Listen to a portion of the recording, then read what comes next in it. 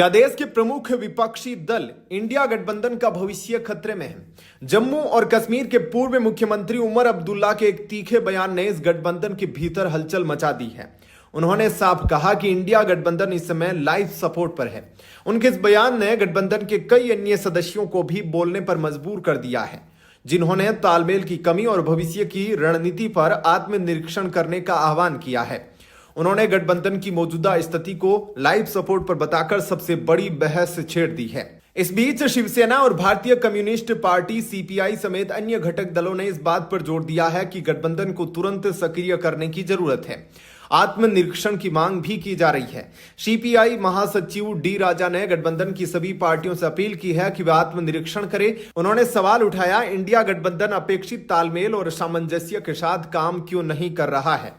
विपक्षी दलों की सबसे बड़ी शिकायत यह है कि 2024 के लोकसभा चुनावों के बाद गठबंधन की कोई भी बड़ी बैठक नहीं बुलाई गई, जिससे तालमेल की भारी कमी आ गई है। प्रियंका चतुर्वेदी, जो कि शिवसेना यूबीटी से हैं, उन्होंने इस बात पर जोर दिया कि लोकसभा चुनाव के बाद कोई बड़ी बैठक नहीं हुई है। उन्होंने कहा, चाहे बिहार हो या कश्मीर, ये चिंताएं अलग अलग जगहों से उठाई जा रही हैं।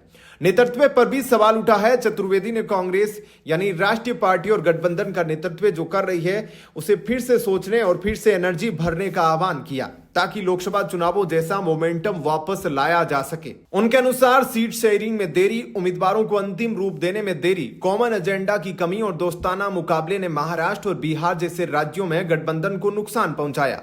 जहां कुछ दल चिंता जता रहे हैं, वहीं कुछ नेताओं ने उमर अब्दुल्ला की टिप्पणी को जल्दबाजी में की गई बताया गया है।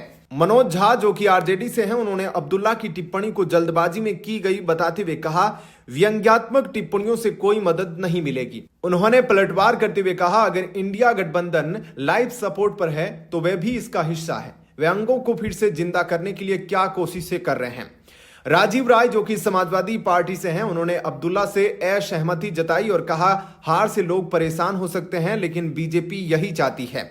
उन्होंने गठबंधन के सदस्यों से अपील की है कि वे इस जाल में न फंसे, क्योंकि जीत और हार राजनीति का हिस्सा है। वहीं पीडीपी के द्वारा भी नेशनल कॉन्फ्रेंस की टिप्पणी पर सवाल उठाए गए हैं। पीडीपी विधायक वहीद उर रहमान ने नेशनल कॉन्फ्रेंस पर आरोप लगाया कि वे इंडिया गठबंधन का इस्तेमाल वोटों के लिए कर रही है और जम्मू कश्मीर के बाहर एनडीए सरकार के नैरेटिव का समर्थन कर रही है। अब सबसे बड़ा सवाल यह है कि इंडिया गठबंधन का आगे क्या होगा।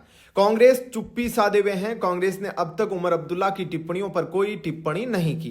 भविष्य की रणनीति पर भी चर्चा है। क्या ये अंदरूनी कलह और आत्मनिरीक्षण की मांग इंडिया गठबंधन को फिर से मजबूत करेगी, या 2024 के बाद इसके भविष्य पर एक बड़ा सवालिया निशान लगा देगी?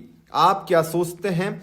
क्या इंडिया गठबंधन सच में लाइफ सपोर्ट पर है? अपनी राय कमेंट में जरूर बताएं।